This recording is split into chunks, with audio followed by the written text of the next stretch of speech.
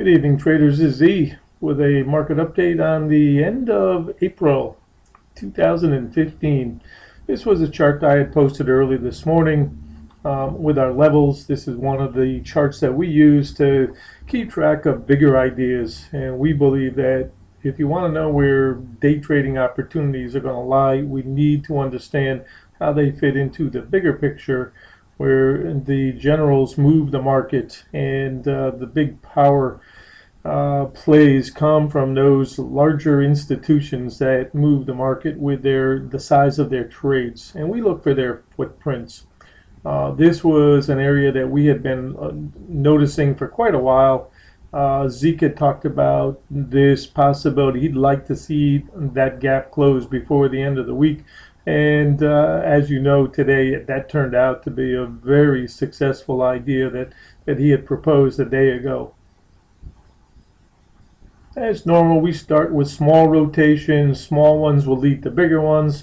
No one knows where the market is going until hindsight starts to clarify the picture.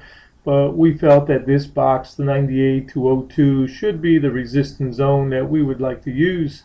And obviously try to test that 94 to 95 to see if in fact that rotation, which side would win. Would it be the longs or the shorts? And of course nobody knows until hindsight for sure.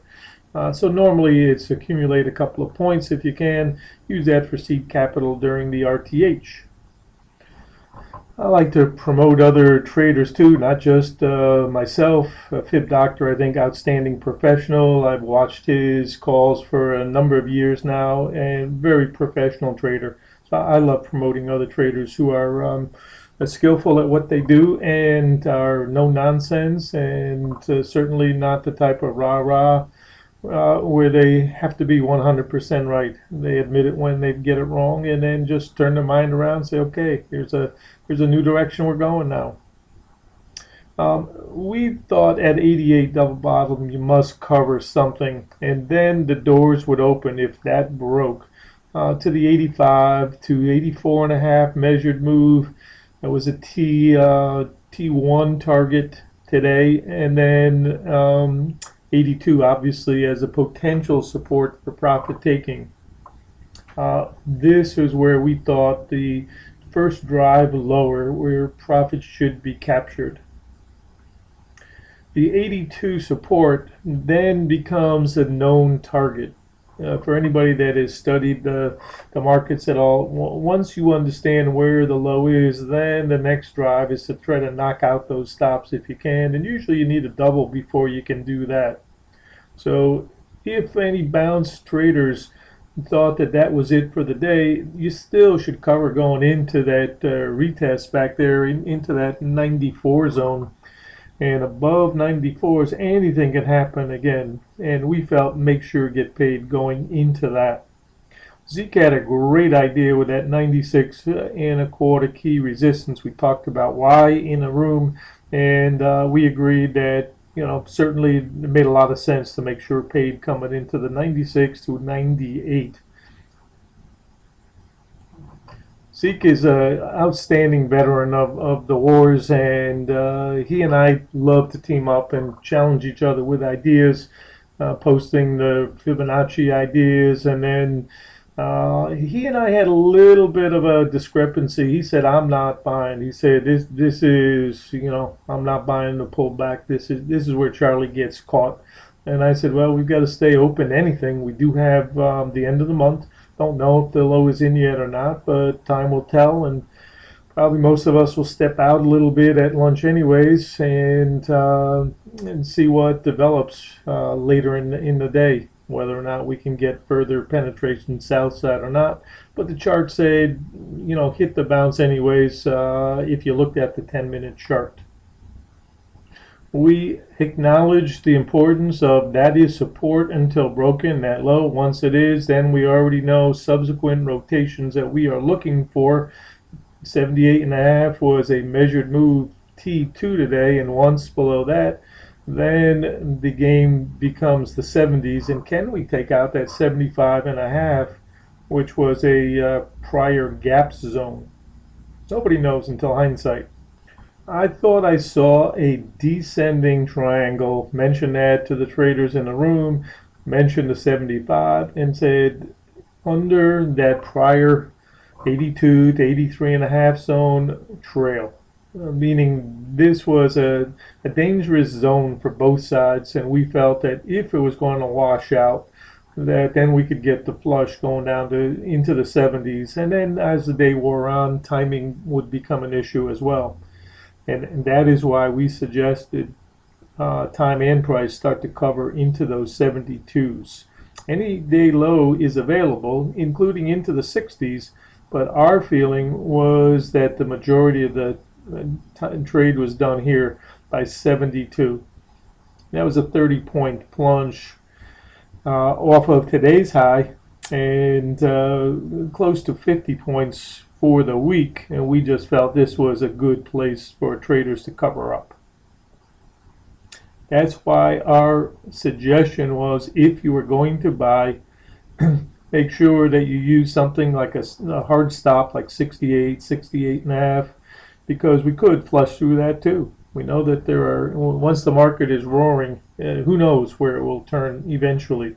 So usually we like to let the market set and then set the angel, take a bounce, hit one more bounce, but then assume late day that it's even up and the market can go either way after that 3:30 quarter to 4 time frame. So, and that's only with traders that have money that they've made from the short side that they're willing to risk. And this is the example of the 10-minute chart and the descending triangle that we saw. This is the umbrella trade to perfection. Not going to do better than this. Pokes its head up above the pink line, gets back under, gets under the blue line, bounces to it, and then comes down. Here's your double, and then you want to watch these red lines and green lines and start to see this coming. When it does this, we usually put on a fast chart, like a 2-minute chart or a 3-minute chart. 3 was pretty good, to just see the rotations a little bit better as this thing plunges. And you'll note how we had sat here and on the blue line for a while and then finally broke. And we also sat over here. We came back up into the 30s and came down. Same thing over here. I like this formation when it's on a 60. I like this to break. And then you've got to go look at something like a 120 or 240. And note your tick pushes, pretty solid tick pushes down here. And that was something we were looking for as well to tell us maybe this move is done. And we made our notes. Obviously, if you want to risk, use 68 support. Magnet was 79.5 at the time. We had the right exit on the shorts. And then obviously you retest the 83.5, 82 zone. Get paid into there as a day trader for sure. You want to cover a nice bounce like that. I mentioned a Verneman who thought the range currently may be from 83 down to 63.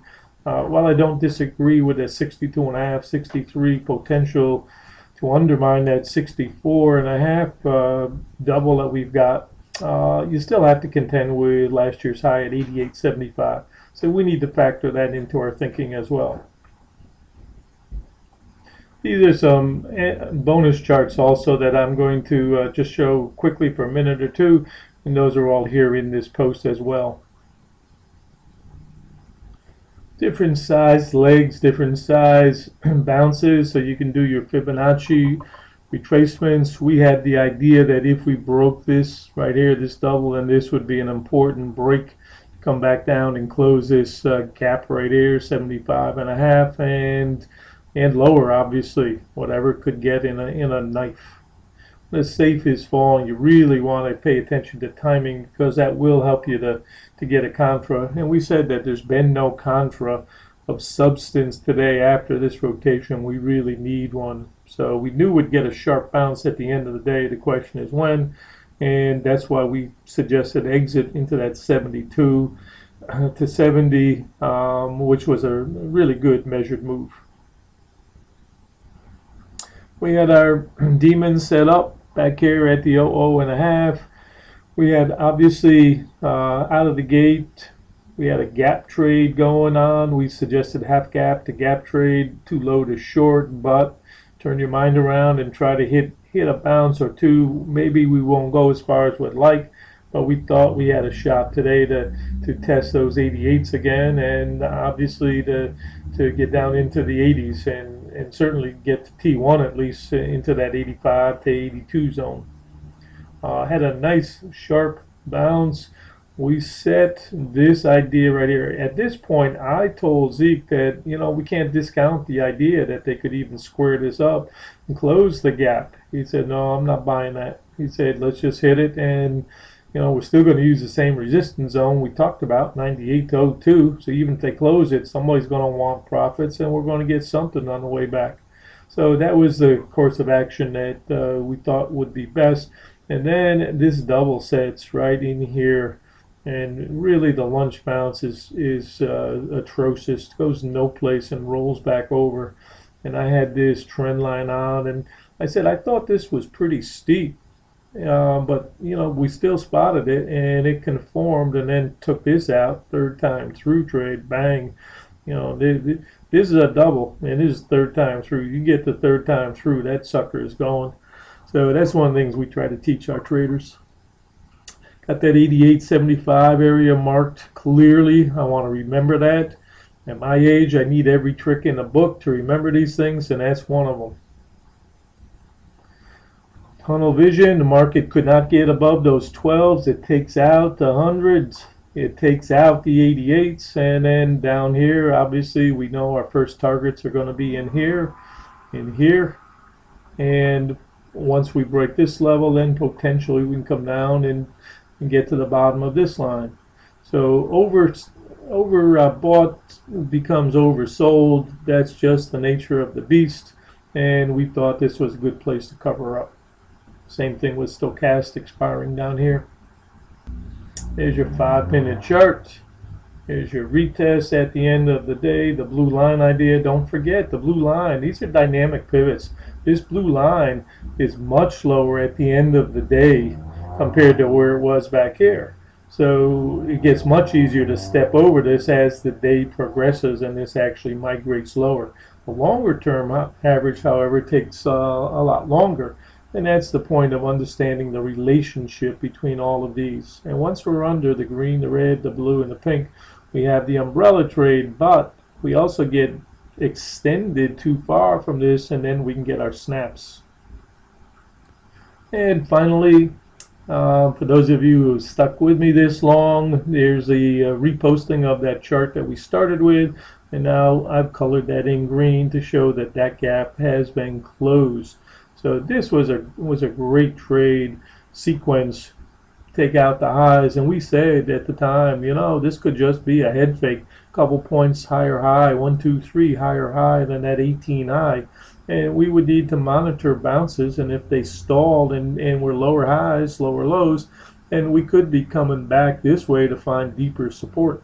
That's exactly what we've got. Thank you for suffering through this longer video, but I think there's a lot of information packed here, and it should help you understand our system a little better. Hope it does help you. All right, be well, and talk to you on the next one.